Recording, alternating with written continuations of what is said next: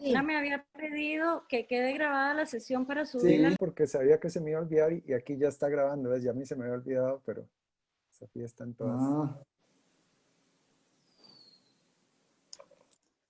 Ahí está, acaba de llegar Leonel. Ay, sí, hola, Hola, perdón. Leonel. ¿qué qué tal, gusto Lionel? verte. Bien, pero estaba terminando con otra actividad. Sí, uno Sí, va de Zoom en Zoom ahora. sí, tremendo, tremendo. Salta de uno a otro, de una clave a otra. El baile del Zoom. Yo no sé, yo voy a estudiar ahora el mono y el espejo, porque me siento como un mono frente al espejo, todo el tiempo frente a la pantalla. Mm. ¿Qué Yo no tal? sé ¿Cómo cómo andan? está el estadio el espejo, no debe haber habido pandemia, porque si no, no le sale. Ay, bueno, a ver cuántos aquí están participantes. Wow, están muy bien. Para ver quién. Sí, Hazel está por Isabel Vega, vea, ahí está Isabel. Calladita, pero ahí está. Vega calladita, Maritza Rodríguez, Aquí estoy, Mercedes extrañamente, Flores. ¿verdad? Soy un poco foránea, pero tenía No mucha importa. curiosidad. Aquí nadie es foráneo, Así aquí todo el que mundo los está dentro de la saludo con pantalla. mucho afecto porque tenía mucho rato de no ver algunas caras, bastante tiempo. Así que un saludo afectuoso a todos. Gracias, gracias. Me gustaría, veo que está, Isabel, con bueno, gusto. saludar a Elena, a Karen Pou, por supuesto, a José Sandri. ¿Qué hora, José? ¿Qué tal? Hola, ¿qué tal? ¿Cómo están? A Hola, José. Camilo, Ah, Julieta, ahora, qué bueno verlos. ¿cuál?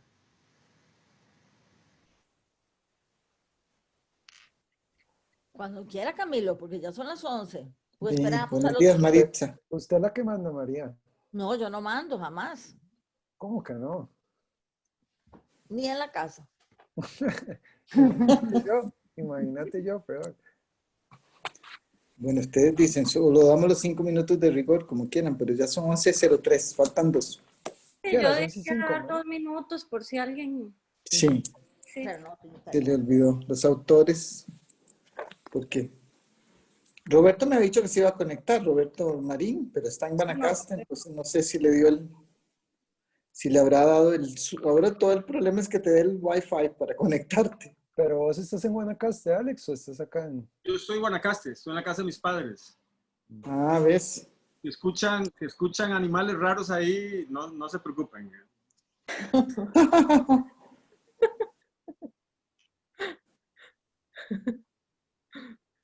Sí, sí.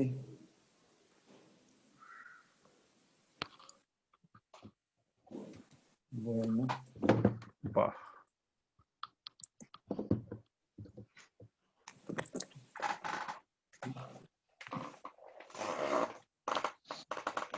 ¿Se conectó alguien? ¿Dónde veo uno de los que están conectados?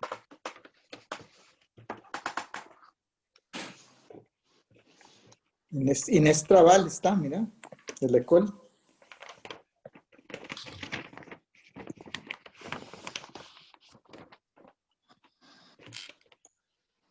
Ya, yo creo que voy poniendo ya. Creo que ya, y para que empiece Camilo, tal vez cerramos todos el micrófono, ¿verdad? Y para sentir que mando algo. Sí, perfecto, María. Ok, Parece bien. perfecto. Listo. Empezamos. Bueno, buenos días y buenas tardes para quienes están ya en la tarde, Julieta y algunos más. Bueno, damos la más cordial bienvenida a esta actividad. Brevemente, nada más queríamos agradecer en nombre del programa de posgrado en Artes de la Universidad de Costa Rica a las instituciones, a las instancias universitarias que tomaron parte primero en la organización del coloquio que hicimos sobre el Unheimlich el año pasado o antepasado, ahora me recordarán, y también a las instancias que hicieron posible posteriormente la edición del libro digital que hoy presentamos.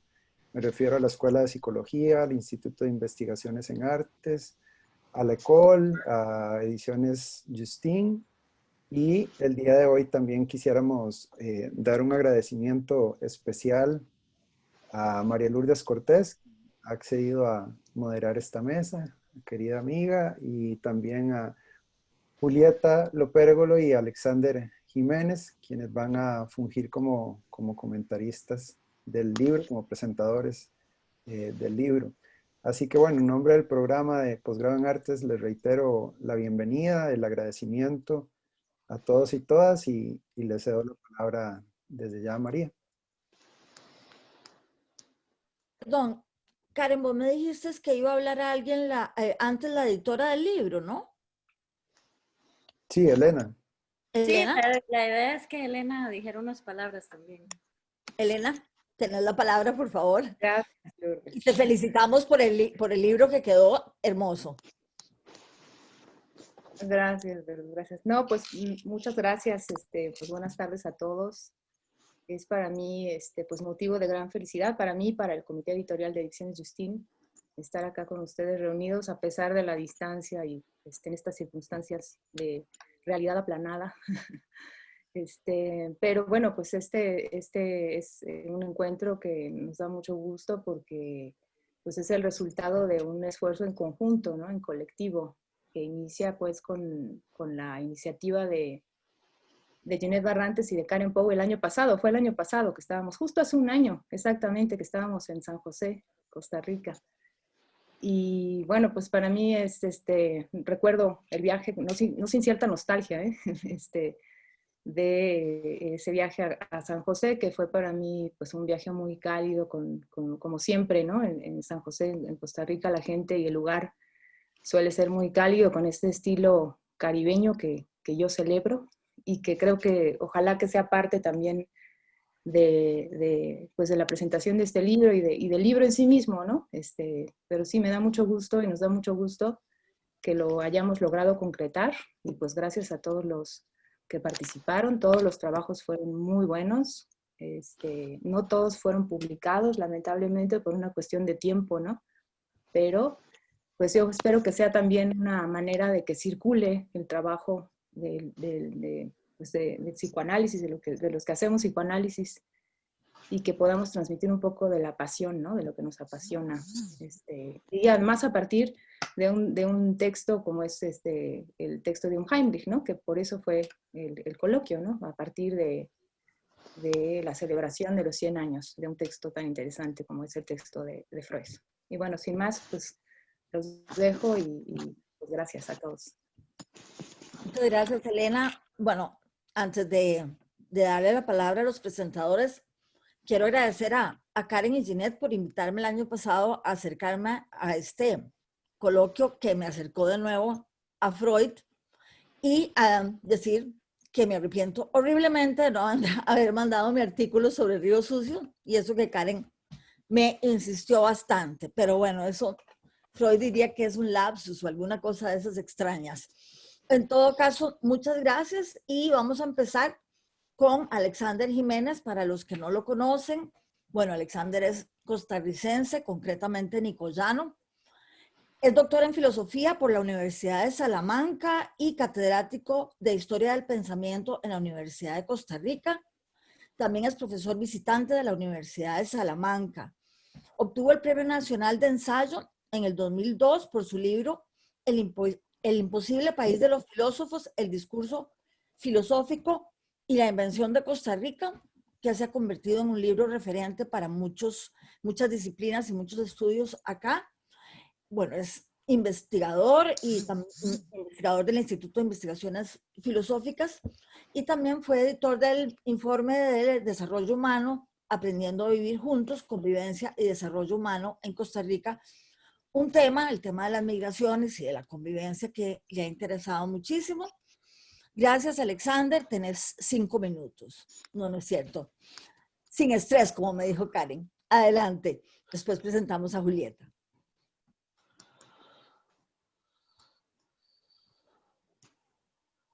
Alex. Muchas gracias. Muchas gracias.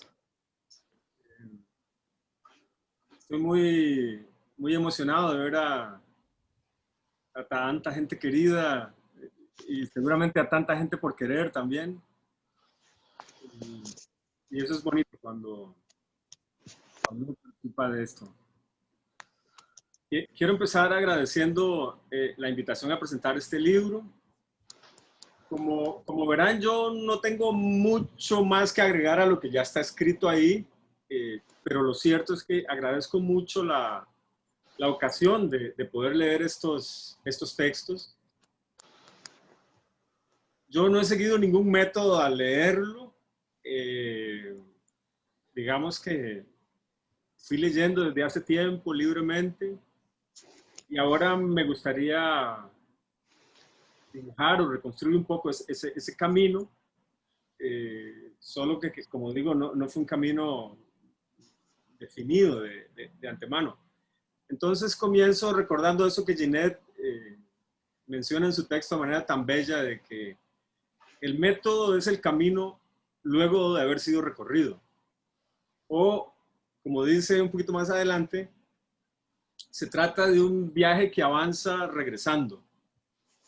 Y entonces al regresar de ese viaje por el libro, yo puedo hacer cuentas y puedo adelantarles algo, y es que este libro ha sido para mí como una especie de laboratorio sentimental muy intenso, que me ha tocado de un modo que yo no puedo descifrar y que sin duda me seguirá tocando. Entonces, por todo eso, yo quiero agradecer a José, a Lionel, a Ginette, a Karen, a Camilo, a Carolina, a Yamina, a Elena, a Roberto y a Bertol, que se acercan a sus diferentes asuntos y que por lo menos para mí ha sido un regalo inesperado y que estoy agradeciendo eso. Yo acepté sabiendo que quizá no tenía mucho que decir, pero lo hice gracias a un afecto invencible que siento por dos mujeres y por un hombre que tienen que ver con esto, por Ginette, por Karen, por Camilo. No sabía que María iba a moderar, así que por María también. Yo por esta gente soy capaz, si me lo piden, hasta presentar la guía telefónica, si hace falta. Bueno, dicho esto, quiero pasar a contarles cuál fue mi experiencia de lectura de este libro. Lo primero que quiero decir es que este es un libro bastante equilibrado y coherente, y eso no es fácil de lograr cuando hay 11 textos. Algunos de ellos ciertamente son más densos, otros menos, hay unos más breves y otros más extensos, pero eso no contradice la consistencia del libro y una especie de clima común que todos esos trabajos logran construir entre sí. Y creo que eso común que tiene este libro es el hecho de que se trata de un proyecto instituyente. Esto es algo que este libro se propone y que me parece que logra y que es muy difícil encontrar en otros libros de la misma especie. Cuando digo que es un proyecto instituyente, lo que quiero decir es que aquí hay un término, un concepto, un trabajo analítico por instituir, y que este libro empuja de manera muy fuerte en esa dirección. En ese sentido, me parece un libro, no sé cómo decirlo, inaugural o fundacional, ¿verdad? Ahorita más adelante voy a explicar un poquito por qué digo esto. Me parece que este proyecto de libro tiene que ver con una tarea muy precisa, que es instituir en castellano un término alemán como una forma de proteger un patrimonio de sentido. Aquí uno puede notar una voluntad de instaurar una palabra para pensar de manera más certera lo que una traducción o lo que otras palabras que han sido utilizadas no siempre han facilitado, muchas veces han impedido pensar la riqueza de lo que ese término y ese concepto en alemán contiene. De manera que hay allí un proyecto, me parece muy claro, muy consistente. Me parece que la enorme mayoría de los textos que forman parte del libro empujan en esa dirección. Y como parte de ese proyecto de instituir un término, hay un afán de poner a prueba un concepto, de cercarlo, de tensarlo. Se lo somete a prueba, se lo cerca, mediante varias cosas. En primer lugar, mediante el análisis de ciertas experiencias. La mayoría de las experiencias que son analizadas en este libro, curiosamente, tienen que ver con enfermedades. Con enfermedades que además están mediadas o están enunciadas por la literatura y por el arte. También ese concepto, un Heimlich, se cerca, se tensa, no solo a partir de experiencias, sino también a partir de producciones artísticas y audiovisuales. 3 películas, una serie, una pintura, poemas. Y además, otra forma de poner en tensión este concepto es echando mano de otros conceptos, como de lo luminoso, por ejemplo. Así que en estos 11 textos hay un esfuerzo notable por pensar estas experiencias, estas obras y estos conceptos y pedirle cuenta, en algún sentido, al concepto freudiano del Das Unglück. Esto a mí me sorprendió mucho, toparme con un libro muy consistente en esa búsqueda analítica. Yo no vi aquí un vicio interpretativo que es muy común y es el siguiente, que es deducir de un concepto o anticipar con él lo que uno se va a encontrar en una obra, en una experiencia o en otro concepto. Aquí, en cambio, observé otra elección teórica que consistía en pensar el concepto llevándolo al límite, analizándolo, tensándolo, someterlo a prueba, no admitirlo sin reservas. José Sandri lo dice de manera muy precisa, bueno, tan precisa como los cortes que analiza, por cierto, en sus 2 artículos. Hablando del caso que él trata, dice que no lo hace como quien se acerca a un caso aplicando una teoría. En el psicoanálisis, aclara a Sandri, se trata, y lo cito, de romper la teoría contra el caso. No se trata de aplicaciones teóricas, sino de aquello que permite poner en cuestión o provocar rupturas en lo que llamamos teoría. Me parece que lo mismo intenta hacer Roberto Marín con el tema de la repetición, Bertolt Salas con Río Sucio. Me parece que eso hace Camilo Retana con el tema de la suplantación y Elena Maldonado con lo luminoso y Janina Sánchez con el músico José de la Cruz Mena y Ginette Barrantes con Jean-Luc Nancy y Serge André y Karen con Dalí, etc. Eso es lo primero que quería mencionar de este libro. Pero además de este proyecto instituyente de pensar un concepto y de someterlo a prueba, uno en este libro puede encontrar algunas cosas más. La primera que querría mencionar es que aquí hay una especie de cercanía amorosa a la literatura y al arte. Es una cercanía amorosa que yo he visto en quienes se dedican al psicoanálisis. Por supuesto, como bien dice Lionel Kinkiewicz, eso puede aprenderse en Freud. Él lo enuncia en sus comentarios a la traducción del Das Unglück. Él dice que en Freud la elaboración de su obra siempre se apoyó más en las artes y en los artistas que en sus maestros psiquiatras, neurólogos o psicólogos. Esta apuesta analítica por la literatura y por el arte, yo la querría ver con mucha más claridad y fuerza en mis colegas filósofas y filósofos. Pero me temo que la mayoría de esta gente sospecha que ahí no hay nada valioso. Y en cambio, me parece que Freud y los textos de este libro sugieren que ahí podría estar todo. Así que me parece que este libro sigue esa ruta. Vean que su subtítulo es significativo. El libro lleva como subtítulo Psicoanálisis con las artes. No se titula Psicoanálisis de las artes, como si las artes fueran materiales inertes que deben ser interpretados psicoanalíticamente. Y me parece que no se trata de eso, sino de psicoanálisis con las artes. Y este giro importa. No hay un uso de las artes como ejemplos. Hay ejercicios de análisis acompañados de las artes. Eso es otra cosa. Y entonces esa apuesta por el arte, por la literatura, me parece muy significativa. Y también, y aquí quiero hacer otro comentario distinto, hay algo que viene con eso, y es el gusto y el cuidado de la escritura. Esto yo lo pude notar en todos estos textos.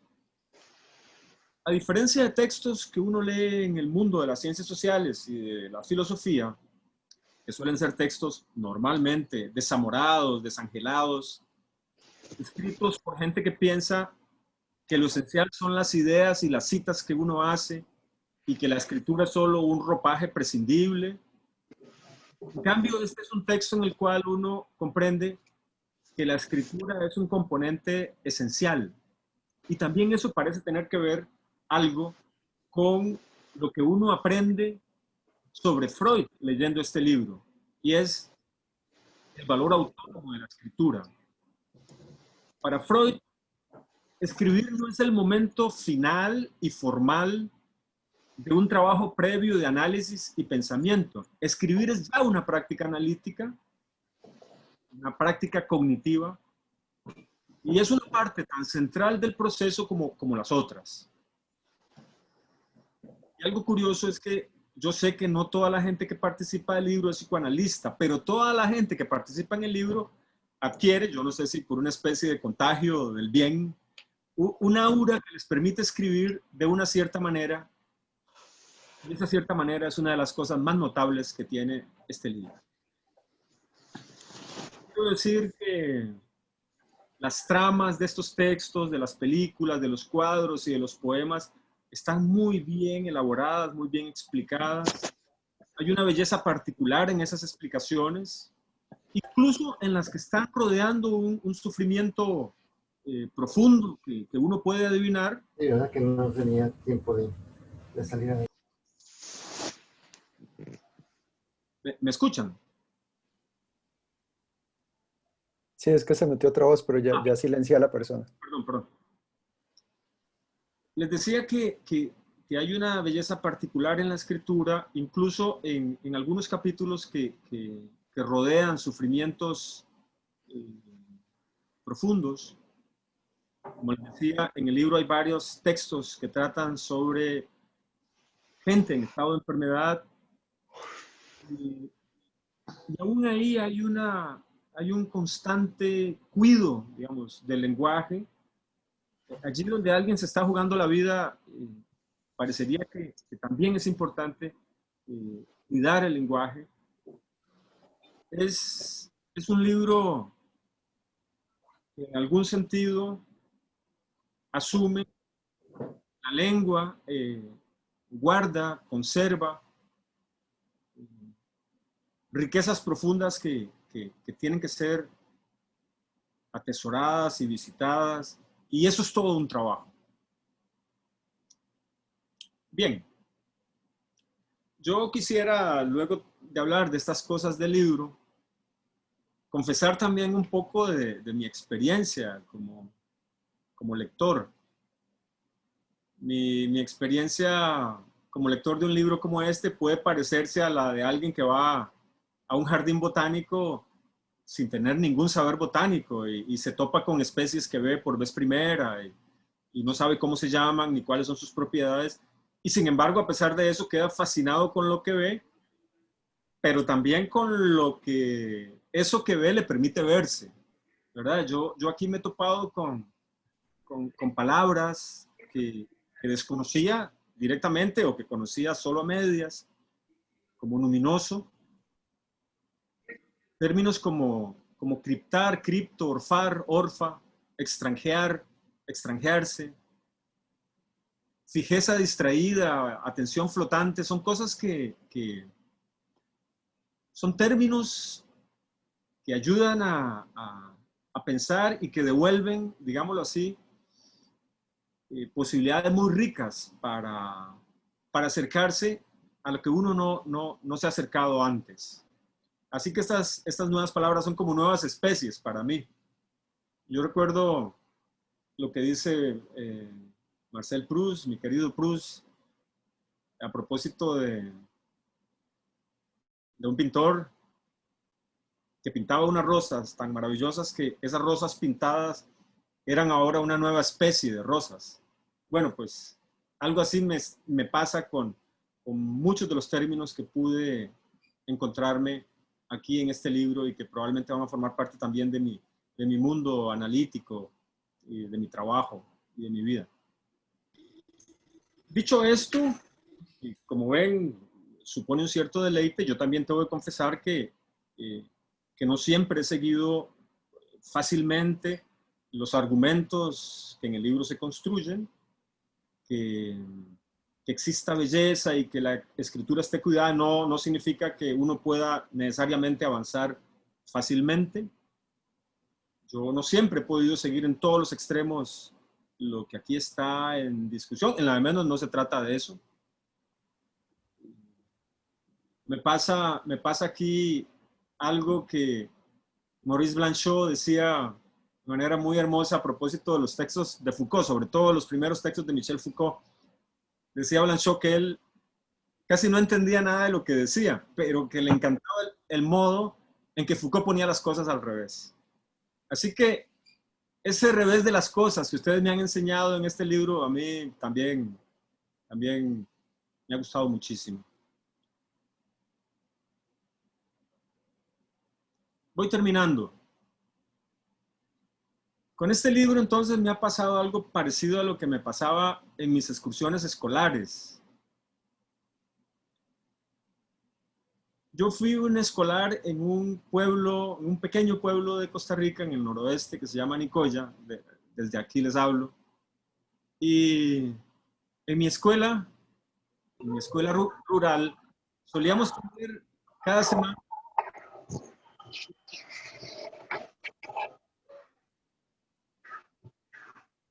Les decía que en mi escuela solíamos tener cada semana una visita libre al río. Nuestra maestra Betsaida nos llevaba a conocer todos los mundos que hay en los ríos. Y nosotros nos volvíamos como locas, como locos observando eso. Les estoy hablando de hace 50 años y entonces comprenderán que esos ríos eran otra cosa. Y nosotros intuíamos que si en este mundo hay otros mundos, esos mundos están sumergidos en los ríos. Hay tantos mundos que fluyen allí debajo de los ríos, tantos seres, tantos movimientos, y nosotros, de niñas, de niños, sentíamos algo especial que solo ocurría allí, debajo del agua de los ríos. Era una especie de abandono, una sensación de irrealidad, de cómo las cosas allí abajo se desdibujaban. Y eso, esa fascinación con el agua del río, que a mí me hacía perder las horas y que me traía una paz que no encontraba viendo otras cosas más pulidas o más claras, es una experiencia parecida a la que yo he tenido con este libro también. Y en segundo lugar, es un libro que me ha recordado mis excursiones, ya no por mi infancia, sino por una lectura de un pequeño texto de Roland Barthes, donde habla de la excursión, de un tipo de excursión que es la que hace un niño en torno de su madre, que va y viene, trayéndole a su madre una piedrita o un hilo de lana. Y dice Barthes, en ese vaivén del niño en torno de ese centro amoroso, importa menos el valor de lo que trae que el hecho de ir y venir en torno de ese centro amoroso. Y Yo que seguramente no les traigo nada en este día, sin embargo, quiero decirles que lo hago por ese vínculo que me une a muchas y a muchos de ustedes.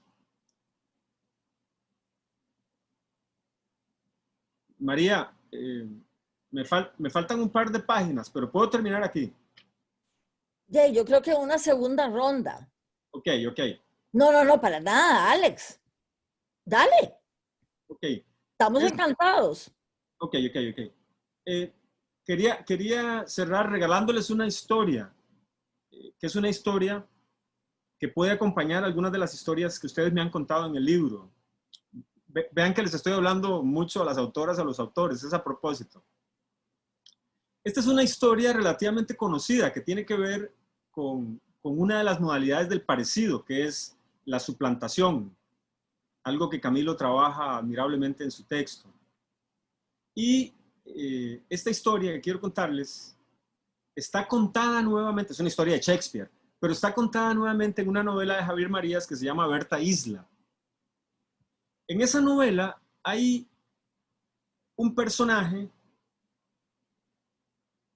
un suplantador, cuya pareja vive reclamándole ese oficio de suplantador. Y en medio de una discusión, de un reclamo de estos, ella le recuerda el texto de Shakespeare, del Enrique V de Shakespeare. Y quiero cerrar mi presentación recordándoles y regalándoles esa historia. Allí se cuenta que al día siguiente habrá una batalla. Y el rey Enrique V se emboza en una capa, se disfraza con una capa y se mezcla con 3 soldados que esperan la llegada del día siguiente con temor. Y el rey juega a ser uno de ellos. De hecho, toma asiento junto a la fogata y conversan. De tal manera que es un rey que se suplanta a sí mismo. Y así, a todos los efectos, el rey no es el rey. Está disfrazado y para ellos es otro. Por lo tanto, le hablan con la libertad con la que uno habla cuando está entre iguales. De hecho, en algún momento le discuten con algo de insolencia, pues para ellos no es el rey ni nada y ellos no son sus súbditos. Para ellos es otro más. Así que asumen que le pueden decir lo que quieran. El rey es un rey oculto para ellos y en él solo ven a un similar. Y así, entrado ese momento hermoso que los romanos llamaban el conticinio, ese momento de la noche en la que el mundo está en calma y no hay sonidos, esos hombres sencillos siguen hablando con un rey que es un suplantador y se preguntan por la causa de esa batalla en la que podrían morir. Y entonces uno de ellos dice, arduas cuentas habrá de rendir el rey si no es buena causa de su guerra. Y hay otro que agrega, si es mala su causa, nuestra obediencia al rey nos limpia a nosotros de lo criminal que haya en ella. En un momento, uno de los soldados discute con el rey oculto, llamémosle así, y entonces el rey defiende al rey. Es decir, se defiende a sí mismo, pero como si fuera otro. La discusión es muy dura y se prometen saldar cuentas después de la batalla, si acaso siguen vivos. Y entonces hacen una cosa increíble. Se intercambian un guante para reconocerse al día siguiente. Es la madrugada, el rey va disfrazado, nadie se conoce bien.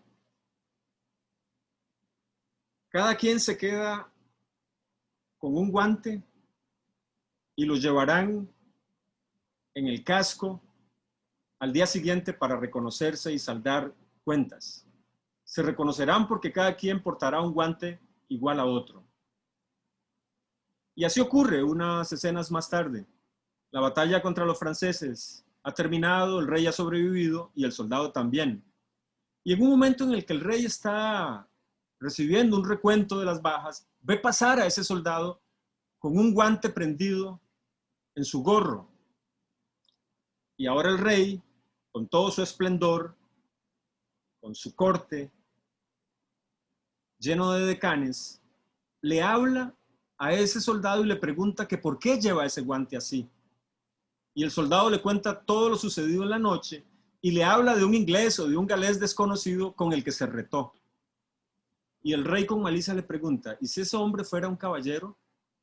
El soldado le dice que aún así tiene que honrar su juramento y que pelearía con él si lo viera. Luego viene un diálogo que no viene a cuento. El caso es que en un momento el rey le enseña al soldado la pareja de su guante, un guante exactamente igual al del soldado, y entonces el rey le dice, yo era ese que se retó con vos. Y le reclama que le faltara a él, a su rey, del modo en que lo hizo.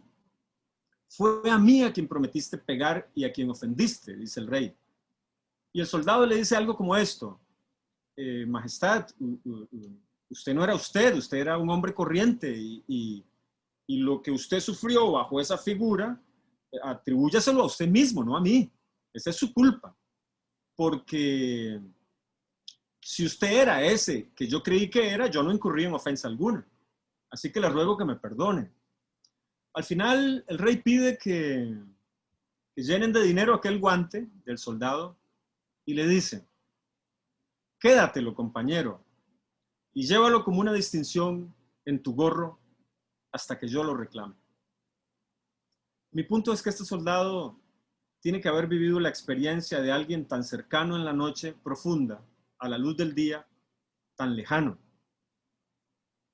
que ese que estuvo tan cerca de él se le aleje tanto en el día, me parece también una experiencia, un highlight. Y bueno, eso era lo que yo quería decirles. Muchas gracias, Alex. Realmente una presentación luminosa de un libro sobre luminoso, un Hamlet, todavía no lo logro. Te recomiendo que veas Río Sucio, la película de la que hablamos, sobre todo por tus incursiones al río. Y muchas gracias en nombre de todos por hacer esa puntualización sobre la escritura, la hermosa escritura que tiene el libro. En efecto, creo que los psicoanalistas lo invitan a uno a trabajar mejor la escritura. Ahora quiero presentarles a Julieta Lopérgolo.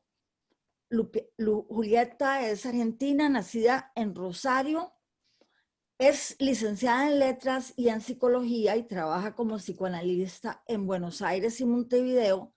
Sin embargo, creo que sobre todo es poeta. No sé si estás contenta con el premio Nobel que se acaba de otorgar a la poeta estadounidense. Ahí nos contarás. En el 2018 publicó el poemario Para que exista esta isla y en el 19 Más lento que la noche. Los dos aparecieron en una editorial muy interesante que se llama Postales Japonesas. En el 20 se acaba de publicar Agua de Pozo y otro poemario, me parece, pero en el aire. No se ha publicado todavía porque revisé y no, ¿verdad? Pero ganó el tercer premio en la categoría Poesía de la convocatoria del Fondo Nacional de las Artes el año pasado en Argentina. Ha publicado artículos de crítica literaria y de psicoanálisis en revistas académicas y muchos poemas andan por la red por si les interesa conocer más esa etapa de Julieta, pero tranquilos, no solo está la poeta, sino que también coordina junto a Mayra Nebril el taller experimental de escrituras psicoanalíticas en Montevideo. Muchas gracias, Julieta, por estar acá. Y adelante, también son 5 minutos. Bueno, los aprovecho para decir que estoy muy contenta con el Nobel a Louis Gluck. Gracias. Bueno, no, agradezco mucho la invitación a presentar este libro, a Elena, a Fernando, que andaba por ahí, Fernando Barrios, a Karen, a Ginette, a Marina Cerrato, bueno, a vos, Lourdes, por la presentación. Bueno, yo escribí mi lectura, creo que es un efecto del libro, ¿no? Me puso a escribir, así que les voy a leer algunas cosas que escribí. Los 12 textos que componen Figuras de Unheimlich, Psicoanálisis con las Artes, ponen el ojo, entre otras cosas, los ojos, en el lugar que este texto guarda en la historia del psicoanálisis y también en la obra freudiana, como nuevo modo de leer aquello que al psicoanálisis se le escurre, y que al decir del propio Freud solo puede intentar atrapar, interesándose por un ámbito marginal como es el de la estética. Se tratará entonces de articular históricamente el texto freudiano, proponiéndole nuevas preguntas, indagando su cognoscibilidad allí donde se supone que ya se ha dicho suficiente, reimpulsando con nuevas lecturas aquello que se supone ya sabido. Figuras de lo Unheimlich en una serie de televisión, en un cuadro poema, en películas, en libros con fotografías escritas, fotografías, nouvelles, testimonios de un análisis, ensayos autobiográficos, vidas de artistas. Figuras del Unheimlich en la transformación de la vida en obra de arte, en la enfermedad como divina excepción, en diferentes anudamientos y tensiones entre dolor y creación, muerte y erotismo, belleza y horror. Figuras del Unheimlich como retazos de discurso, no en sentido retórico, sino a modo de recortes de algo que ha sido leído, escuchado, experimentado, y donde pueden reconocerse las briznas de una verdad que irrumpe en el campo de la estética para tramar con él una relación singular. Dobles, autómatas, muertos vivientes, muñecas aterradoras, ojos que se entrelazan en espacios que trastocan la mirada, intrusos que toman al sujeto por sorpresa, suplentes, extranjeadores. Bien podría el neologismo de Serge André reclamarse como uno de los nombres de lo ominoso.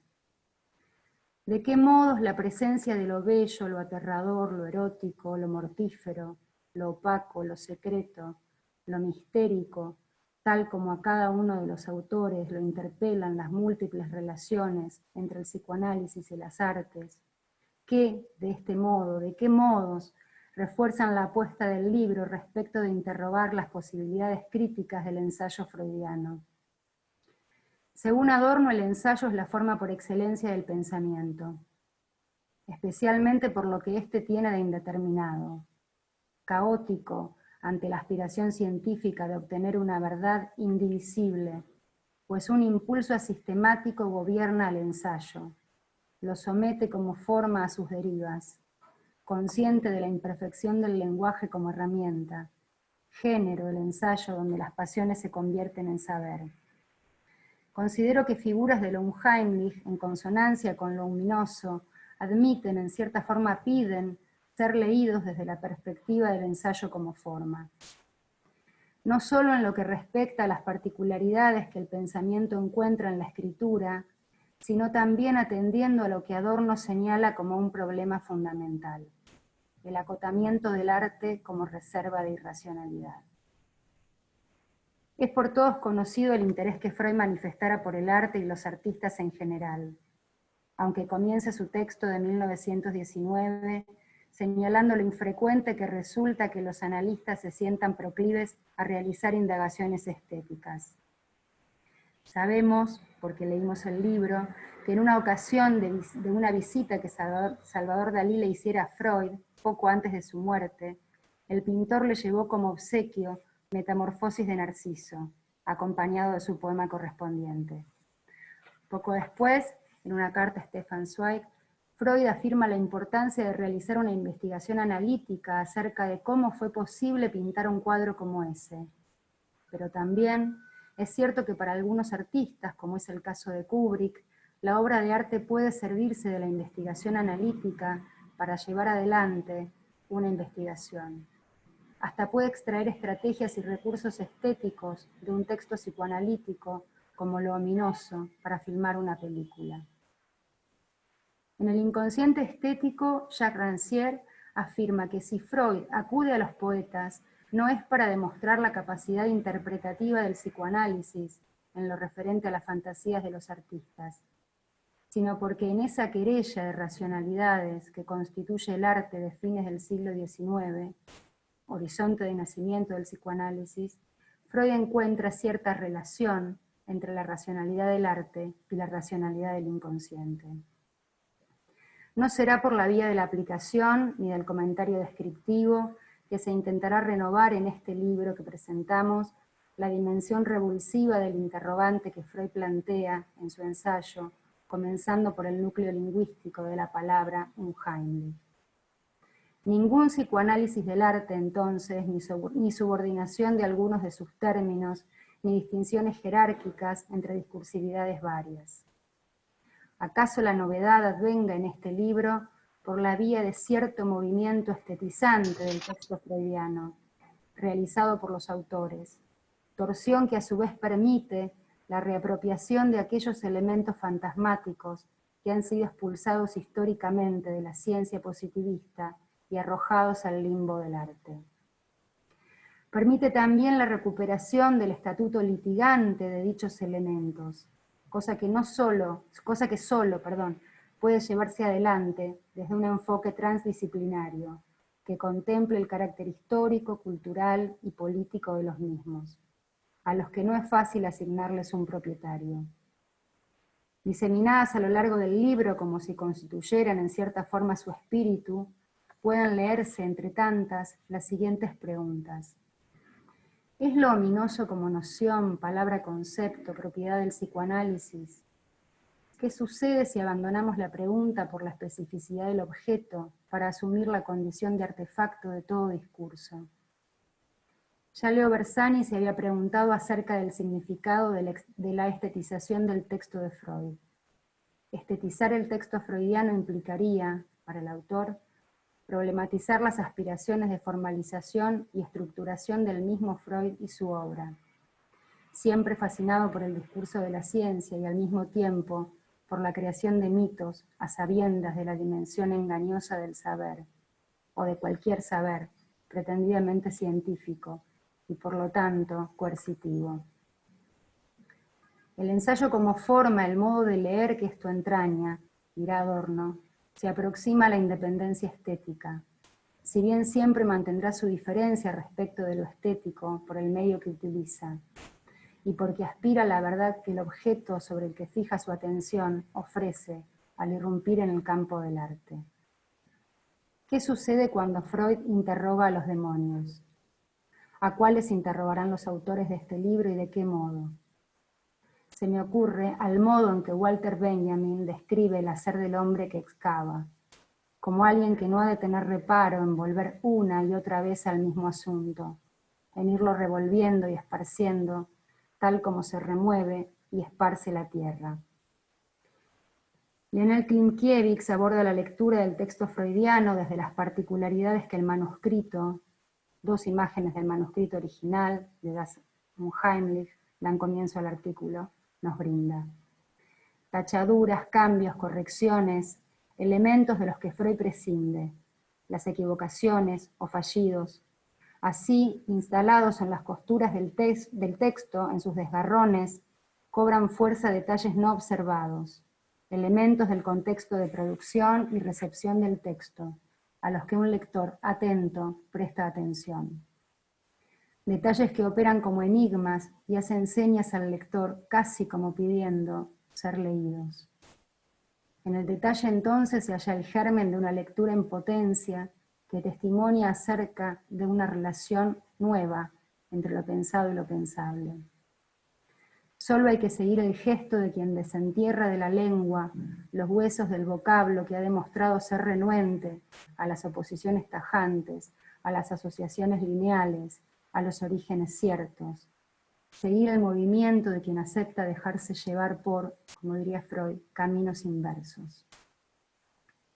Basta con naufragar en las lagunas del texto, con dejarse llevar por su murmullo, aquel que nos habla indirectamente de su necesidad de escritura. Precisamente en el primer capítulo de Das Unheimlich, una nota al pie indica una equivocación de Freud. Cita un nombre por otro. Escribe Schleiermacher en lugar de Schelling, un autor que formaba parte del campo intelectual de la época, estudioso del romanticismo alemán y autor de libros que eran referencias clásicos en el terreno de la estética y la traducción. Aquí es donde el lector rescata aquello que podría quedar en el territorio del error para tomarlo como una clave de lectura. decide atender a las sombras del texto, apostar a su fecundidad, en lugar de embarcarse en una lectura cristalizante que volvería estéril el error.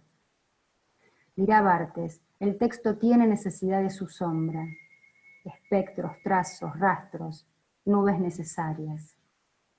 He aquí el gesto crítico del ensayista que se atreve, aún a riesgo de extraviarse, aún con certeza de ello, a pensar más de lo que se encuentra pensado en lo dado. Lo que por otra parte contribuye a negar la voluntad hermenéutica que daría con lo que el autor quiso decir en cada caso. Desde la falla que sacude el territorio de la escritura freudiana, será posible leer y encontrar nuevos derroteros, errares nuevos, que vuelvan al error un acontecimiento, algo por decir que pruebe la verdad siempre incompleta del objeto. En el pasaje de lenguas y sus derivas, en relación al término unheimlich, se destaca la estructura discontinua de la lengua y por ende de la cultura, lo que abre camino a lo no dicho, la novedad sobre lo escrito y pensado. Schleiermacher planteaba que en el texto hay un umbral donde los lectores se detienen. Se trata de un límite que cubre al texto con una piel y oculta al lector distraído aquello que debe ser observado o encontrado, pero que el lector atento agudiza y perfecciona.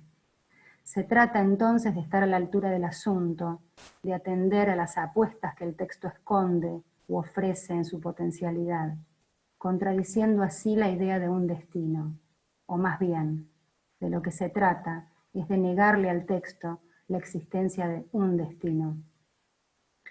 Detenerse en la falla, en la fisura, en el fragmento y su proliferación reverberante, mientras un saber brota allí donde no se lo espera. He ahí algo característico del pensamiento y la escritura freudianos que los autores de este libro aceptan como camino de lectura. Los demonios que interroga Freud vienen a decir que no son representantes de una oscuridad insondable, sino que están hechos de otra estofa. Una que proviene precisamente de lo no reconocido, pero que puede aparecer bajo la forma del unheimlich, siempre fragmentario, lo que se traduce en el desconcierto que transmite el texto freudiano, y también el libro que presentamos, en sus modos de pensar y también de elegir estas figuras de lo ominoso y sus escenas. Extrañeza y desconcierto que asoman en la lectura de dos libros de autorretratos y textos de una fotógrafa argentina que se retrata luego de haber sufrido una mastectomía. Extrañeza y desconcierto que despuntan las imágenes ante las que la indiferencia es imposible. ¿Cómo es posible que algo tan perturbador como el cáncer pueda transformarse para un artista en una experiencia fecunda en la que el horror, tanto como lo bello, operan como construcciones? ¿Qué experiencia hizo del cáncer y sus tratamientos como para encontrar allí algo fecundo? ¿Hasta qué punto la presencia de la fotografía sitúa a las mismas como arte o como documento? ¿Qué hizo posible, se pregunta José Asandri, el pasaje de mutilación a mutación?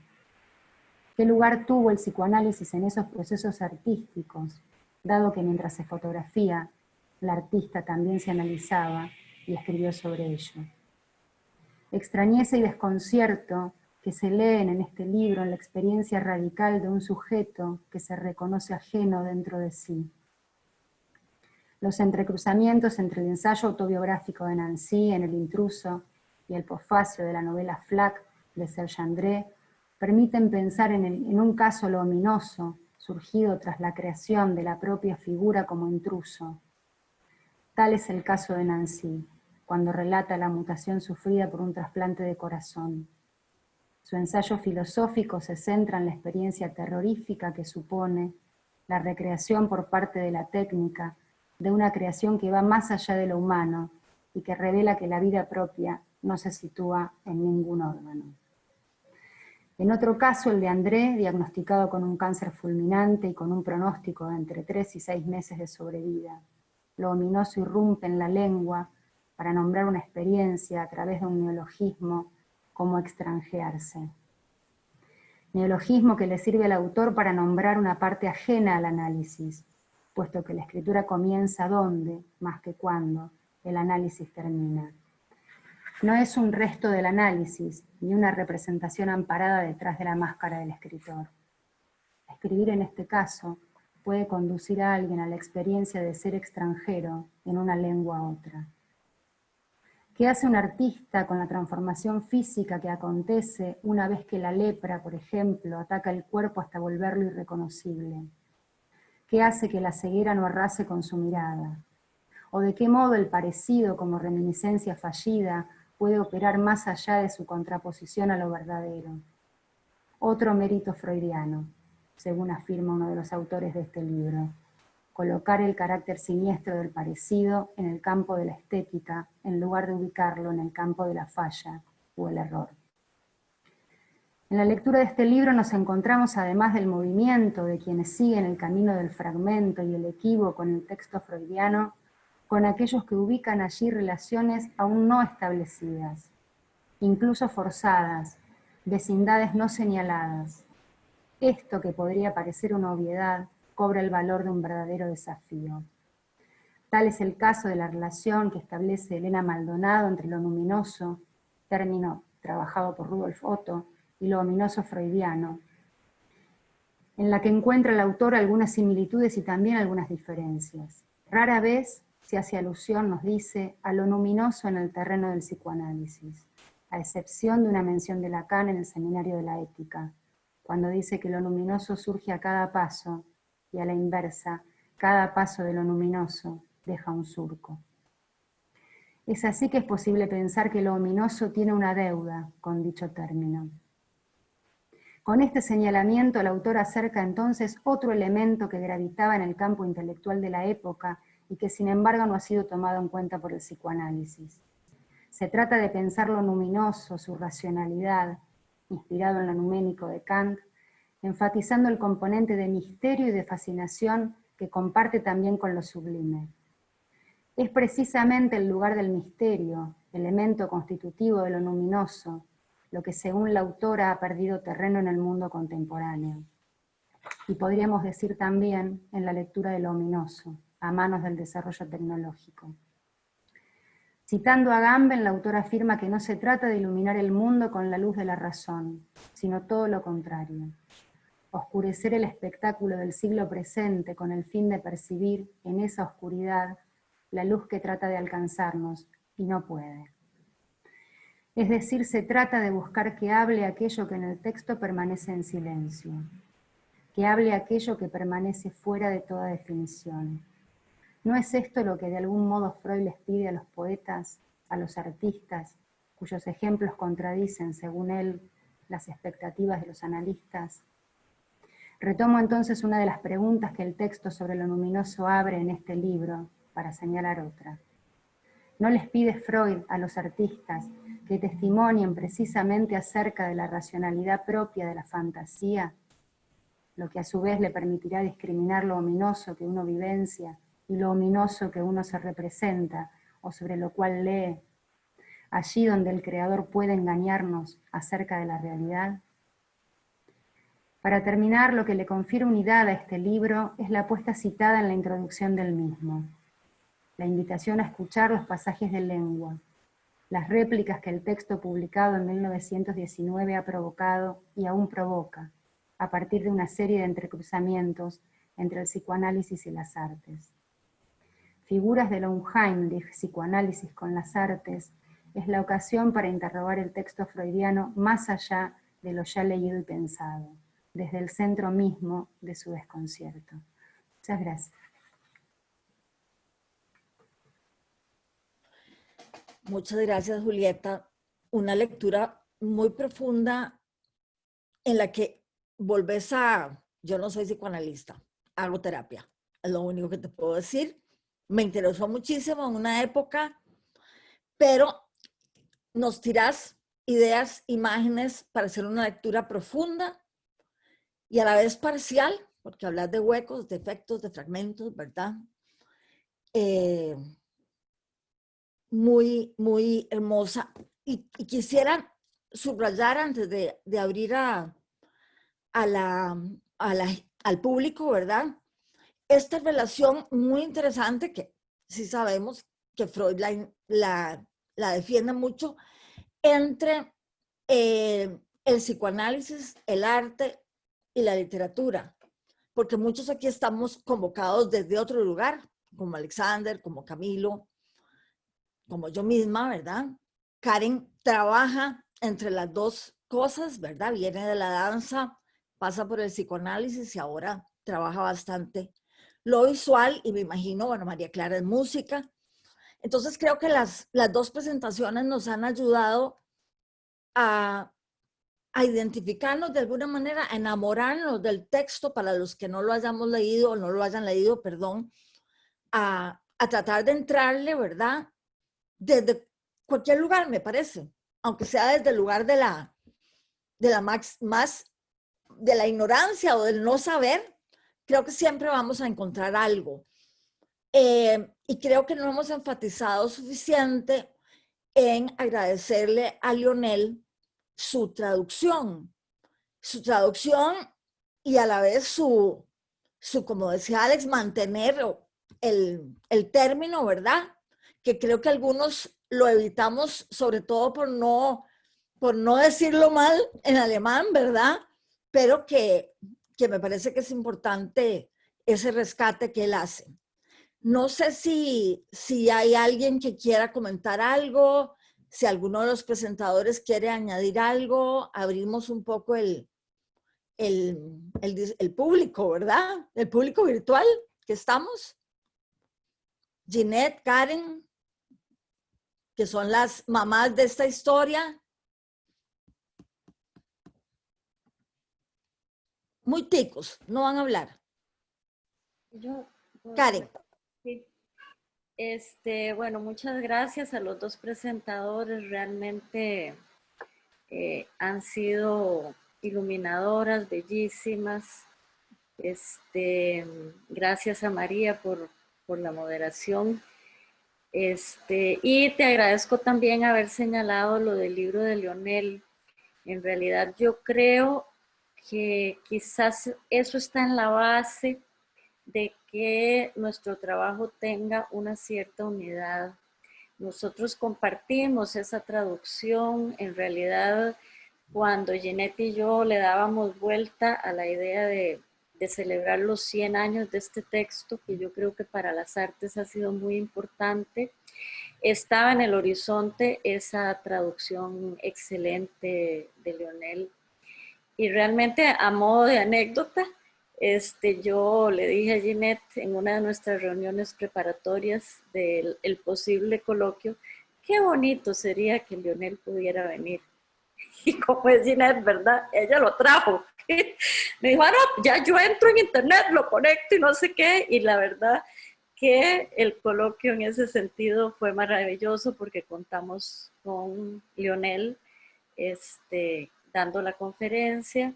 Y yo creo que eso que señalaba Alex, de esa cierta unidad, es porque todos leímos esa traducción de Lionel, discutimos, fue un coloquio con mucho público y con un público muy interesado que participó, que hizo preguntas. Es decir, creo que fue un verdadero trabajo que nos permitió, de hecho, modificar cosas en los textos a raíz de lo que ahí se discutió. Eso sería de mi parte y de verdad agradecerles. Yo sé que presentar un libro es mucho trabajo, pero... Un sábado en la mañana, solo los psicoanalistas. Exacto. Mi marido decía, pero están locos, ¿verdad? Y Lionel, hay otra cosa que yo quisiera destacar. Yo participé un poquitito en el coloquio y estaba absolutamente aterrada y empastillada.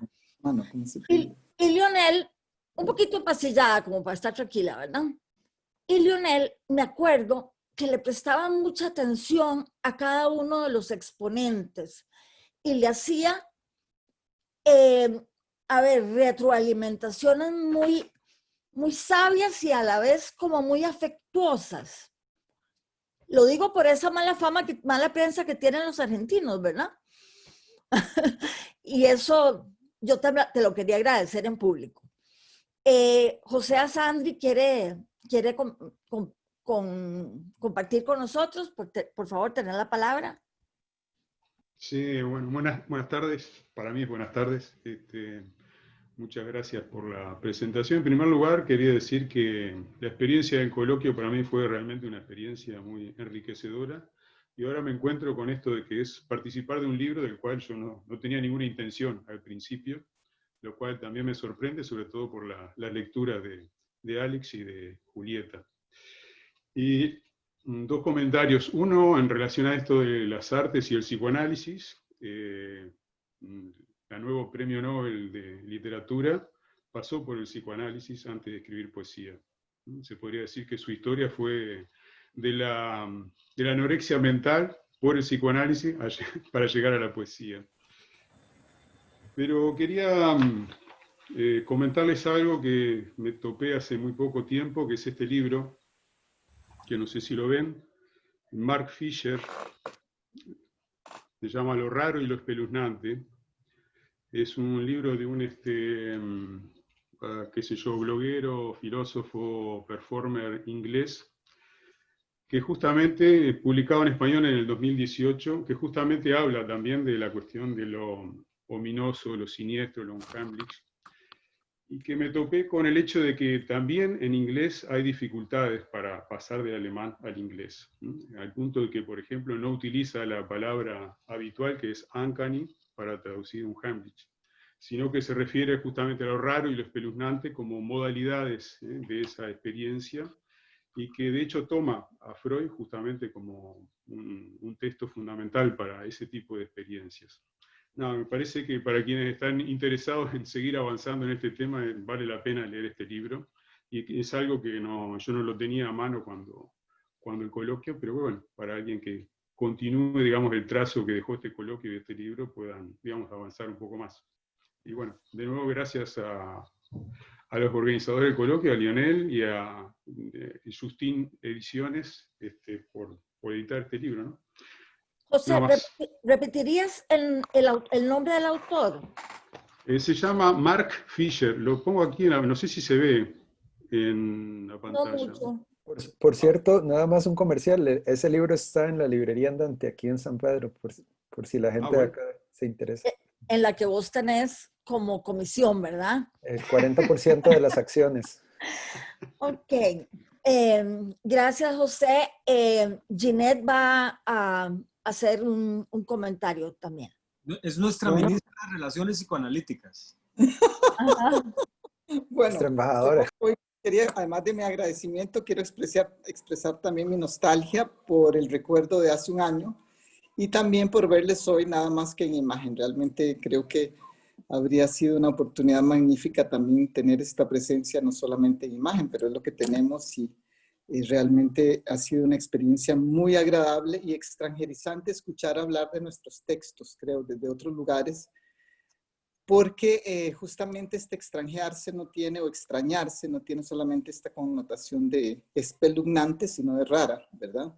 Y creo que Alex nos trae como esta idea de la suplantación de sí mismo y esta operación subjetiva que a mí me gustaría que tal vez podría, como ahí termina su texto, me parece que agrega un texto que hizo falta también en el libro y que se puede agregar ahora con el comentario. Y con Julieta me agradezco también muchísimo ese exhaustivo comentario, ese detenimiento riguroso para leernos, y realmente es el mejor homenaje que se puede hacer a un artículo, es leerlo. Y agradezco muchísimo escuchar esas palabras. Y me parece que también ella hace un comentario de la traducción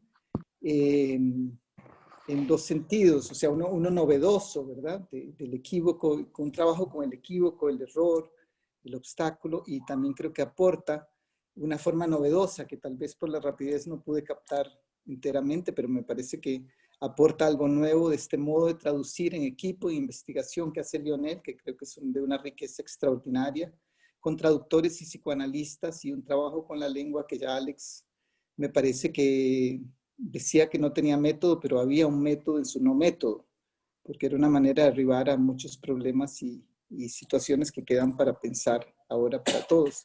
Entonces me gustaría mucho también, y el otro punto que pusiste también en la mesa es esto de que de alguna manera esto unheimlich, que es la barra que pusimos del un y el heimlich, y el heim, que es la casa, regresa a veces de una manera litigante, pensé, ¿verdad? Que golpea, extraña, se mete como intruso, pasa las aduanas y las barreras. Entonces me parece que así es una idea muy bonita ahí de esto, que a veces al ser negado, justamente esa barra en la que Freud trabaja, justamente me parece que es la operación del texto freudiano, trabajar con esa barra y esa barrera. Y entonces, si podrías agregar algo más o detenerte ahí un poquito, que me parece que aportaría mucho hoy. Gracias. Gracias también a los coordinadores, María Lourdes, y a todas las instituciones que hicieron posible este encuentro, que lo valioso creo que es eso, podernos encontrar de esta manera tan casual, pero a la vez tan fecunda. Muchas gracias. Antes de pasarle la palabra a Alex y a Julieta de nuevo, quería dos cosas. Yo, como no soy enano de otro cuento, puedo decir que sí es posible que ellos, si tienen un texto escrito, nos los pasen por el chat, Sí, porque claro. nos ayudaría a complementar la lectura. Yo les quiero proponer que lo publiquemos en el sitio. De esa manera subimos el video y lo publicamos en el sitio. ¿Les parece bien? Ven, bien. Y la otra pregunta, yo me acuerdo de Karen y Ginette hablando de que este año, que nos tocó fatal, no son los 100 años de Más allá del principio del placer. Y no hicimos Fueron color. y había un proyecto que la pandemia detuvo. Elena lo iba a ¿Verdad? coordinar en México, sí. Ah, qué lástima. Sí, teníamos ese proyecto con Lionel y también con José, íbamos a vernos acá todos justo en estas fechas, pero pues lo tuvimos que posponer. Yo recordaba, pero lo hubiéramos hecho virtual y así yo me hubiera colado. Bueno, Alex y Julieta, no sé quién quiere empezar. Julieta, les damos primero. Sí, para Ginette, no sé si vos te referías a esto que plantea Rancière de pensar al objeto, a los objetos artísticos como objetos litigantes. Era eso, ¿no? Bueno, ahí Sí, es donde a mí me inconsciente parece, sí, ahí es donde a mí me parecía interesante el cruce, por un lado, entre esto que plantea Rancière, de una racionalidad estética que cruzaría a su vez con la racionalidad del inconsciente freudiano, y este modo de lectura que es el del ensayo como forma, ¿no? Porque lo que Adorno propone en el ensayo como forma es precisamente no pensar el objeto como algo dado, ¿no? Del cual hay que decir cosas, sino al revés, ¿no? Bueno, ¿qué tiene ese objeto para decirnos? ¿Y qué podemos pensar en él que no ha sido pensado? Me parece que eso es algo que Freud propone en este texto y que es algo que se puede leer en los textos que componen este libro, ¿no? En las cosas que ustedes le preguntan al texto, en las cosas que encuentran y en las relaciones que traman, ¿no? ¿Quieres agregar algo de la traducción? Que me parece que hacías una lectura novedosa de lo que vemos justamente para los 100 años de Más allá del principio del placer. Uno de los ejes era la traducción, y que Elena había propuesto, y habíamos estado leyendo textos, y realmente uno se ve la riqueza, ¿verdad? Alex también señalaba esa beta de la traducción, y me parece que, bueno, lejos de la traición, me parece que hay traiciones muy infieles y infidelidades muy fructíferas.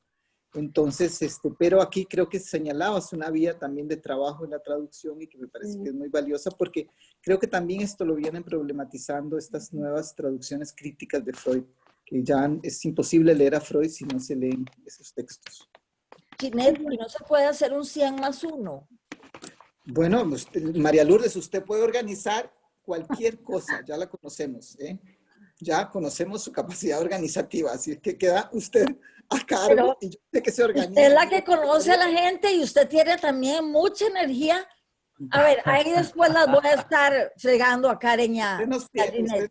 Ya sabemos que María Lourdes tiene esa capacidad, ya la conocemos.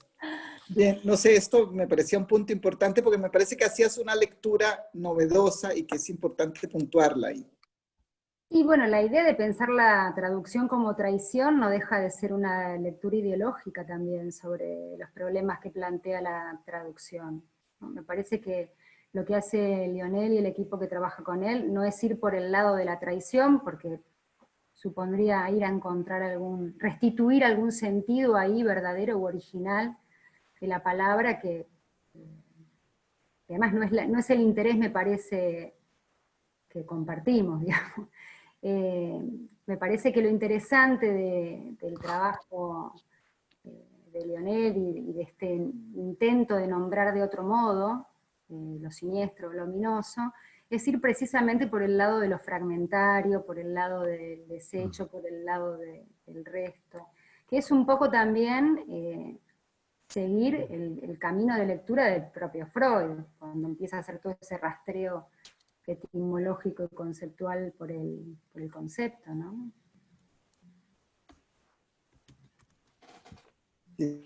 Alex, Gracias. ¿querés hablar de la suplantación? Sí, o lo que quieras. Bueno, un detallito nada más.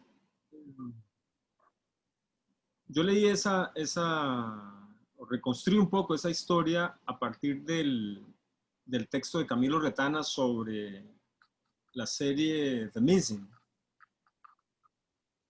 Camilo estudia allí una de las modalidades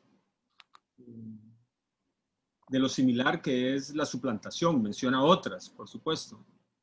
Pero a mí me pareció muy sugerente la manera en que Camilo intenta captar allí en esa serie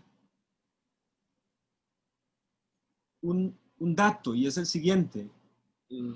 Aún las personas que parecen únicas e irrepetibles, en la de menos no lo son.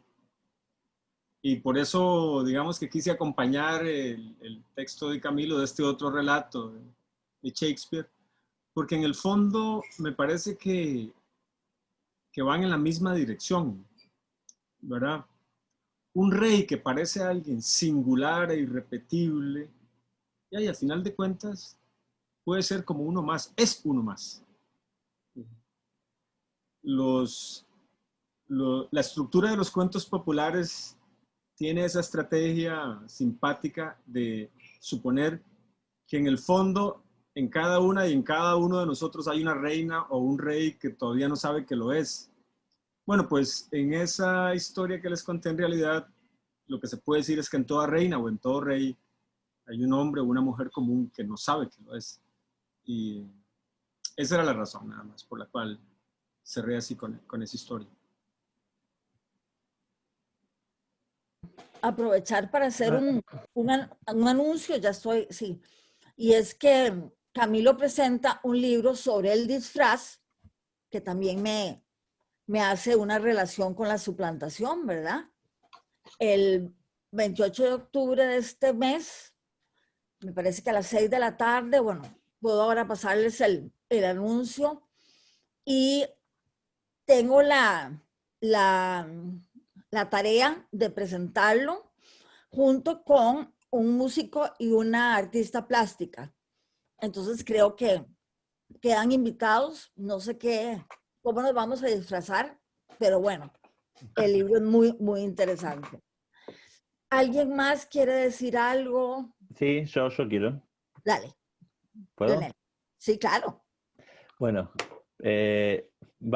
algunas cositas. A ver. Por un lado, empezar, y retomo lo que decía Elena en un principio, bueno, estamos justo hace un año del coloquio. Esta semana, estos días pasados, hablé con algunos, con Roberto, con Ginette, con Francisco, con más gente, que uno no puede, en esta época encima, con esta pandemia y todas estas cuestiones que nos están pasando, no recordar con nostalgia esos momentos, que la verdad que mi experiencia fue maravillosa. Conocer un país hermoso, gente muy cálida, muy trabajadora, con la que pude compartir muchos momentos increíbles, y un coloquio que realmente fue, pero muy movilizante y de muy buen nivel, además, ¿sí? Yo cuando volví acá a Buenos Aires les contaba a mis colegas, amigos, la experiencia, les contaba el buen nivel que había tenido el coloquio y el buen trato, porque como decían,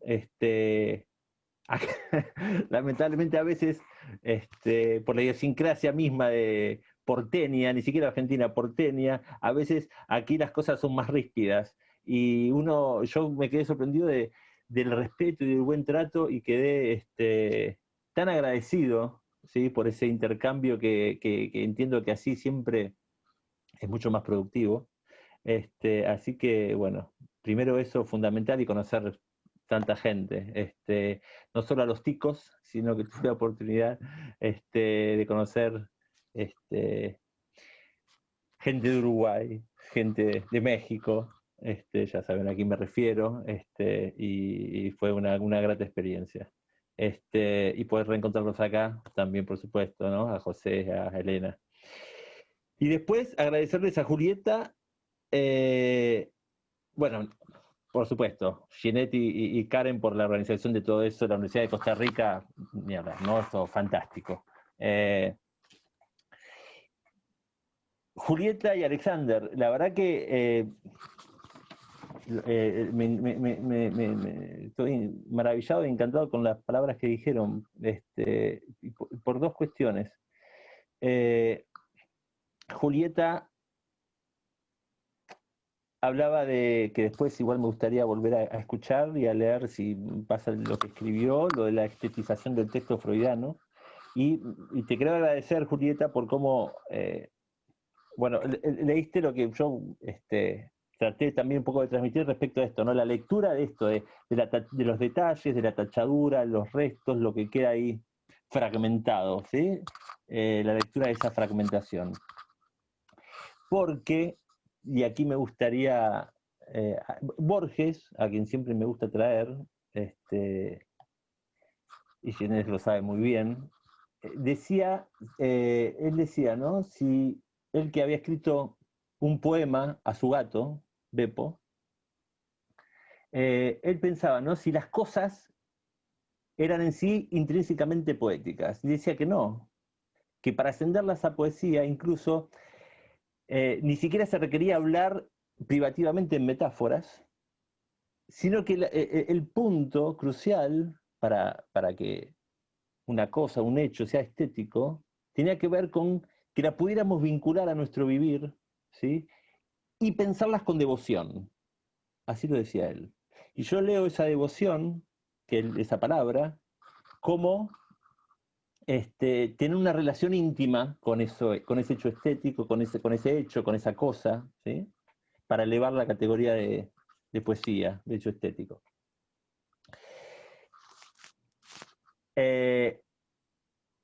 Pero no es sin ese vínculo con nuestro vivir.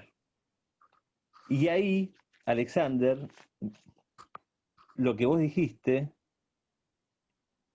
y ese recuerdo de tus excursiones al río en la infancia, en primer lugar me dieron una respuesta que venía hablando yo estos días con Ginette respecto a algo que yo le dije en mi viaje hace un año respecto de lo que me había encontrado en Costa Rica y con el psicoanálisis en Costa Rica y cuál era mi impresión, y le dije en ese momento, mira, hay algo muy particular de ustedes, no lo puedo decir muy bien, muy claramente, que hay algo muy particular de ustedes en eso que me parece muy, que tiene mucha fuerza, ¿sí? Y lo estuvimos hablando estos días, y yo le dije algo a partir de lo que Ginette escribió, que estaba viendo algunas cositas, y yo le dije, bueno, hay algo ahí que tiene que ver con el vínculo que tienen en Costa Rica con la naturaleza. ¿Sí? Hay algo ahí muy fuerte. Y cuando escucho a Alexander hablar en todo lo que dijo, del ejercicio del psicoanálisis y el arte, y traer este recuerdo de su infancia, y de esa maestra que le enseñaba ese río y esos mundos dentro del mundo, ¿sí? Le estaba abriendo una experiencia estética, le estaba haciendo tener una relación devota, como diría Borges, íntima, con eso, que evidentemente le permitía experimentar su mundo desde otro lugar, de otro modo, un modo novedoso, ¿sí? Bien. Esa docente hizo de esa excursión un hecho estético, claramente, seguramente. Perdón, yo me animo a decir esto, ¿no? Capaz que me equivoco, pero me animo a decir esto en relación a lo que estaba escuchando de Alexander. Y se trata de eso, ¿sí? Se trata de esa relación íntima con la cosa para producir ese hecho estético, ¿sí? Y siempre es de un fragmento. Siempre es de un fragmento, nunca es de un todo, siempre es de un fragmento el asunto. Bueno, perdón, capaz que es un poco algunas ideas así enlazadas un poco a la fuerza, pero es lo que a partir de todo lo que estoy escuchando se me empiezo a encadenar y que me está generando, así que les agradezco mucho. Gracias, Leonel. Pero no se trata justamente de eso el análisis, ponerse ahí, ¿no? Ustedes que saben de eso, yo solo voy y echo el rollo. ¿Alguien más quiere decir algo? Sí, no, Leonel, ¿verdad? De hacer con los fragmentos. Exactamente, con los fragmentos de uno, pero involucrarse, hacer inclusive una vivencia estética de uno mismo, sus errores, sus fragmentos, sus olvidos, sus dolores. A ver, ¿alguien más que quiera hablarnos un poquito? Elena estaba, María, Elena. Yo solamente brevemente decirles que me emociona muchísimo escucharlos a todos. La presentación de Julieta, la de Alexander, las dos muy, muy, muy interesantes, dos estilos muy diferentes y los dos muy enriquecedores, dos lecturas que, como dice Ginette, nos traen algo muy interesante, ¿no? Cuando alguien lee tu texto o los textos y cómo se escuchan. Eso me parece un ejercicio fundamental y que quisiera que realmente esto fuera algo que siguiera dándose, que pudiéramos seguir trabajando, ¿no? Que no sea la última vez que nos reunamos, ya sea así, ojalá sea en vivo mejor, ¿no? Mucho más interesante, pero bueno, también así está bueno. Gracias. Y reitero los textos, luego les escribo para que los publiquemos. Karen, Ginette, voy cerrando. ¿Alguien más? Es 1 hora y media que supuestamente en Zoom está muy bien. Janina está aquí, no está en el chat, pero está aquí a mi lado y quiere decir algo. Bien, Janina. Sobre bueno, Nena. Hola, Janina. Sí, a Alexander y a Julieta y a todos los que están aquí presentes por la escucha también y por la lectura de los textos, a todos los que escribimos, a todos los que están aquí haciendo un trabajo que sí, fue hace un año, con mucha nostalgia, pero con mucho cariño, se recuerda la experiencia. Gracias por la presentación, me parece que sí, comparto con Elena que son dos estilos diferentes y muy hermosos ambos, ¿verdad? Creo que como bien lo plantearon, el mejor regalo que se le hace a un texto es leerlo y resulta interesante las interpretaciones que hacen y con la generosidad que lo plantearon, ¿verdad? Me parece que es un regalo, lo recibo como un regalo también de parte de ustedes, tanto los que escriben como los que leen.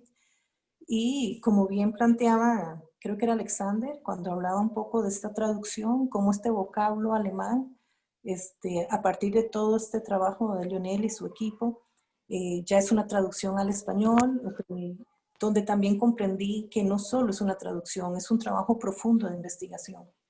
Entonces, cómo también a partir de este texto, esta nueva traducción, esta última traducción, se le da una acogida desde el habla hispana y cómo también empieza a tejerse a partir de las experiencias más latinas también, ¿verdad? Entonces, quería dar las gracias a los que presentaron y me encantó también lo que compartió Alex sobre, me parece que este texto también de alguna forma lo remonta a su infancia, imágenes importantísimas, ¿verdad? De todo lo que está debajo de esos ríos, ¿verdad? También toca el Das und Heinrich. Gracias. Sí, yo quería agregar que también con Karen hicimos una apuesta con el tema que planteaba Leonel creo que es una nueva versión del neologismo, ¿verdad? De un neologismo que ya no es neologismo, porque es acogido en español como das und Heimlich, ¿verdad? Entonces, este neologizar termina por una apropiación, y no sé si Alex ahí también ya nos estaría dando una línea para pensar la suplantación de los términos en español ya por un término en alemán, que ya no es alemán, sino que sería en castellano o para algunos en español, que es un idioma de Estado. A mí me gusta el castellano todavía. Entonces, me parece que es interesante, ¿verdad? Justamente de acoger este neologismo en nuestra lengua y apropiárnoslo como una palabra ya en español, y creo que este texto avanzó con el texto de Lionel y todo el trabajo de este equipo en esa línea, y me parece que se hizo desde esta publicación y desde este coloquio, y me parece que eso avanza en un camino, me parece interesante, y que se deja planteado y postulado ya. Gracias. Habría que inventarse el verbo y tenemos que unjailizarnos. Exacto. Bueno, por eso Claro te hice que la sí. provocación. Ya nos estabas unjailizando. ¿Alguien más quiere hacer un último Bueno, comentario? a mí me parece que justamente uno de los méritos de aquel encuentro, y que aparece muy bien recogido en el volumen que editó Elena, es justamente cómo en todo el encuentro tomamos esa palabra como una palabra viva. ¿Verdad? Ahora lo decía Alex, que bueno, también Elena, Alex y yo venimos medio exiliados de la filosofía, donde hay una tendencia a sacralizar los conceptos, y algo que recuerdo también yo con mucha nostalgia de ese encuentro que tuvimos, es que el concepto era solo un pretexto, y que las conversaciones que tuvimos se parecieron mucho a un laboratorio de ideas y poco un encuentro académico universitario de los que abundan, donde el eje es el concepto y no lo que el concepto puede provocar. Así que yo celebro eso también, porque me parece que quedó muy bien reflejado en el libro. No es un libro sobre el Unheimlich, sino un libro en el que ese concepto opera a la manera de un verbo, como dice Alex. Karen, te invito a dar unas últimas palabras. Vos siempre tan calladita. Ay, María, sí. No me esperaba, la verdad. Pues agradecerles por esta mañana hermosa, la verdad. Me voy con ganas de volver a leer el libro. Que encontraron ustedes ahí que yo no había visto. Ojalá podamos de verdad hacer el coloquio. Ya María lanzó la idea de, aunque sea virtual en alguna parte del mundo, el de los 100 años de Más allá del principio de placer. Y seguir colaborando, ¿verdad? Entre todos, en un futuro próximo. Sí, me encantó verlos, la verdad. Janina, creo que quiere hacer un último comentario. Sí, muchas gracias. Quisiera ante todo también dar el agradecimiento a Karen y a Ginette, porque fueron las que iniciaron toda esta linda experiencia, esta posibilidad de encuentro y de escritura. Muchas gracias. Claro que sí. Bueno, si no estamos, gracias a todos, invitados por favor a leer el libro. Me parece que se consigue, aquí dice, está en el chat. Está en el sitio, sí. Exactamente, Dicciones Justin. Así es que los invitamos a leer el libro y esperamos los textos de Alex y de Julieta para continuar con umlainteando. Ya ni tenemos que ponerlo en umlainteando. Muchísimas gracias. Feliz tarde para todos. María. Gracias. Y nos vemos pronto. Hasta luego. Un abrazo para todos. Chao. Gracias. Gracias. Chao.